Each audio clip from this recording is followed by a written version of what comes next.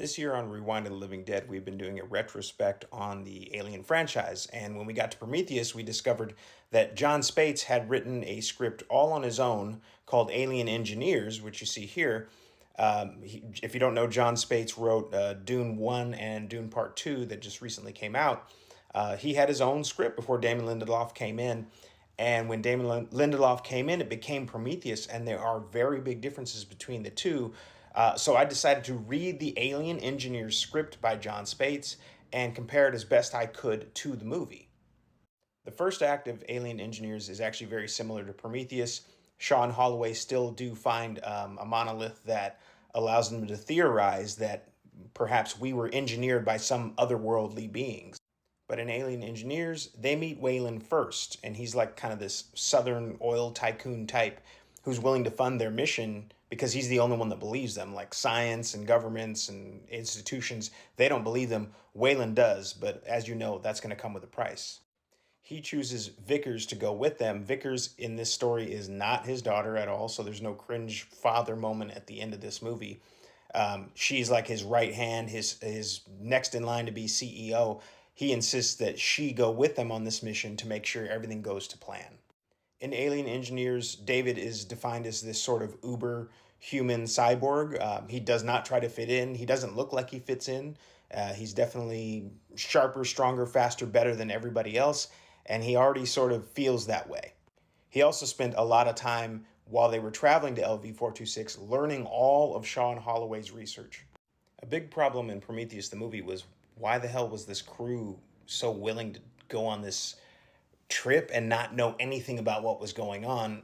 In Alien Engineers, it actually makes a lot more sense. The problem is, it's still not an interesting answer. As the crew approaches LV-426, they discover that there is at least 24 of these pyramids all around LV-426, and they just head for the largest one. Much of what happens once they land is still the same from Prometheus, including this scene. This scene is actually from the original script. This felt like, to me, I thought this was like a Damon Lindelof thing because it was so stupid in the movie. But truth be told, it just makes more sense in the script, if that makes any sense at all.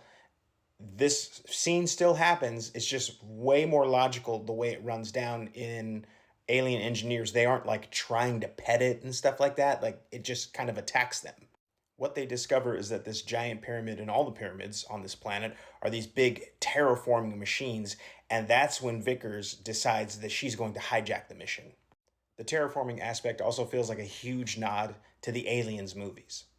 Vickers and David have this contingency plan in Aliens Engineers that says once they find this technology, they're going to do whatever they can to take it. So they hijack the mission. They don't care whatever happens to Holloway and Shaw. They don't care if they die. They don't care what happens. The goal is get all of this gear off the planet and back to Weyland. With the secret team that they have on board, they start to dismantle everything that they find inside this pyramid. Now remember, David had learned everything from Shaw and Holloway's research, and combining it with what he learns in the pyramids, he realizes that the engineers hated human beings and that this planet was their plan to send weapons back to Earth to destroy this like failed experiment that was humans. Well, David really fucks with that line of thinking because he in turn really hates humans. So he's got his own plans. He sabotages the Prometheus, the ship that they're all on, so that it can't leave the planet because he's going to resurrect what he calls the Juggernaut. Yes, the Juggernaut is the very same ship that we see in the original Alien movie, and he hates humans, so he's like, cool, I'll just finish what the engineers started. Now, to be honest with you, I think that they do a better job of making sense why David hates humans in Prometheus, in the actual movie. I think his interaction with the humans makes it clear why he has a serious disdain for it. In fact, a lot of how he feels about humanity comes up in Alien Covenant, and I don't fault them for deciding that it needed its own movie because it just kind of seemed like it kept going in another direction. Now that Vickers and David are causing all these problems, Shaw and Holloway decide to try and thwart them as best they can. They go back to the pyramid and they discover that the ship is actually covered in facehuggers. Holloway ends up getting infected off screen, and he ends up going back to the ship and birthing this weird like octopus-like facehugger, super, super gory.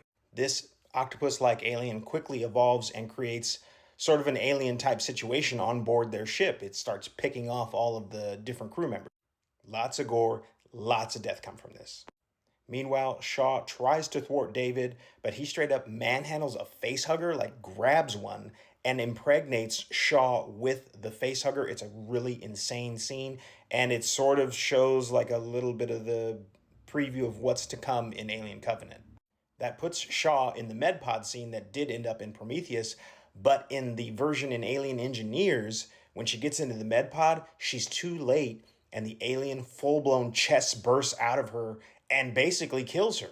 The chest burster escapes, creates a new alien on board, so now there's two aliens on board that are trying to kill people, and Shaw is effectively dead, and the MedPod is trying to revive her. It's way crazier in the script.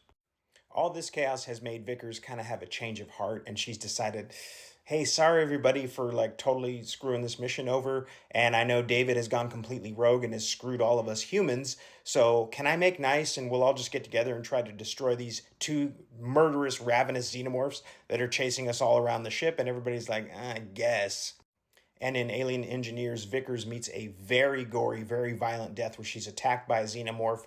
Shaw shoots the xenomorph, but all the acid blood drips on Vickers and completely melts her. So we are spared this weird scene where she is crushed by a spaceship for some reason because she can't go this way. That leaves us with a showdown with David and another xenomorph. That's right, a third xenomorph that is birthed from one of those geologists that got attacked by the weird centipede thing. Lots and lots of xenomorphs in this movie. David, meanwhile, is busy waking up an engineer, which we did end up seeing in Prometheus, and yes, that engineer does indeed end up ripping off his head. That engineer decides to suit up and take the ship and get the hell out of there and finish the job of destroying all the humans, but David infected it with a chest burster. If that sounds familiar, that's because that directly sets up this scene from Alien. Now that engineer ends up birthing what they call an ultramorph, and Shaw and David's head have to try and defeat this thing. Shaw and David do manage to crash the Juggernaut. They have one final face-off with this ultramorph, and things get a little bit weird, but they end up stranded on this planet, and they have to put out a distress signal that hopefully someone will find. Guess who finds that distress signal? That's right. It ties right back to the original movie. I do love that the whole point of Alien Engineers, the script, was that it was supposed to walk us right back to how we got to the movie Alien. Is Alien Engineers better than Prometheus, the movie that we ended up getting? Yes and no. This is still not a perfect movie. The first act is very dry. There's a lot of like politics and world building setup that still isn't very entertaining, that I would still probably try to fix a little bit.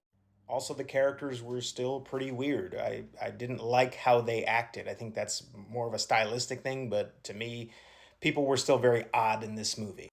Now, the last hour of Alien Engineers is decidedly more gory and crazy than Prometheus, by far, and that much I would have liked to have seen. There's also tons and tons more xenomorphs. I mean, I don't think there's any xenomorphs in Prometheus. There's one at the very end in like an end credit scene or whatever that's like a proto-xenomorph. In this movie, there's multiple xenomorphs, and they all kind of look different, and they all act different, and they're all scary and crazy as hell, and there's tons of gore and kills. It's a very horror-centric prequel. Most importantly, there's no weird Guy Pearce elderly makeup. I don't know why they did. No one knows why.